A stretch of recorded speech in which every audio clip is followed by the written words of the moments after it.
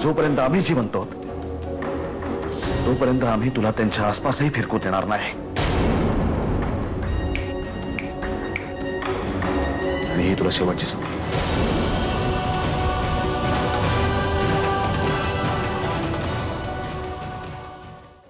इतके दिवस नील भाऊजी घराबाहेर, पण आपण त्यांना शोधण्याचा किती प्रयत्न केला.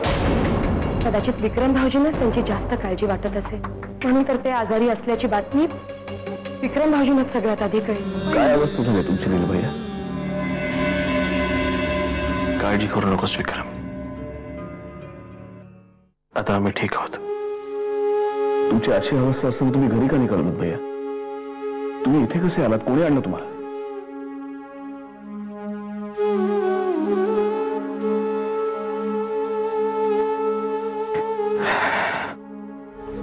इथे काही आपली लोक आहेत, ते करतायत आमची देखभाल. नील भैया, ही बाई इथे काय करते? तुम्ही हिला माफ करा. तिला आत्ताच आत्ता बाहेर काढा. तिला थांब विक्रम, शांत हो. तुझी बहिणी येते. आता आम्ही काय सांगतोय ते शांतपणे ऐक.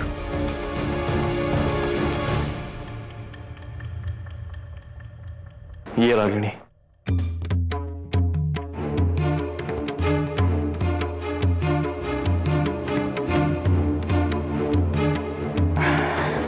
आपल्या सगळ्यांची फसवणूक केली गेली आहे. खूप वेगळं चित्र रेखाटलं गेलं आपल्या समोर. आणि या सगळ्याचे कर्ता कर्तिता आहेत संपत्ती सम्राट, अर्थात तुझे लाडके भैया साहेब. म्हणजे तुम्हाला असं म्हणायचं की भैया साहेबांनी हिला तुमच्या आयुष्यातून दूर केलं? तो विक्रम सुरुवातीपासूनच त्यांचा या नात्याला विरोध होता.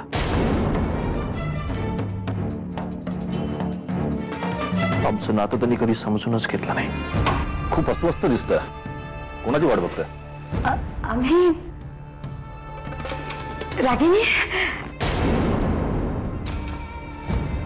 ये ना.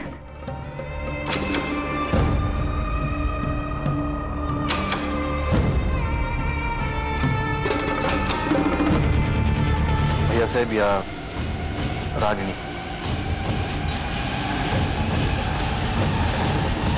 खास तुमची भेट घडावी म्हणून आम्ही यांना इथे घेऊन आलो. नील राजे, आपण राजे शिर्केवर त्याचा विसर पडून जरी तुम्ही नाटक आणि कविता करत असलात तरी आम्हाला आमच्या राजे शिर्के असण्याचा अभिमान आहे. आणि आमच्या प्रतिष्ठेचा आणि परंपरेचा विचार करता तिच्या खानदानाचा पत्ता नाही अशा सामान्य घराण्यातल्या मुलीला राजे शिर्केंची सून होण्याचा मान आम्ही कदापि देणार नाही. भैया साहेब, ओरडू नका. मोठ्यांचा आदर राखायचा ही आपली परंपरा आहे. तिच्या सहवासात काही दिवस घालवल्यावर तुमच्या वागण्या बोलण्यात झालेला बदल आमच्या चांगलाच लक्षात येतोय. तुम्हाला आमच्या भावाला महत्वाच्या वाटत नसतील तर मग तुमच्या रूढी, तुमच्या परंपरा आम्हालाही महत्वाच्या वाटत नाही. चल रागिणी.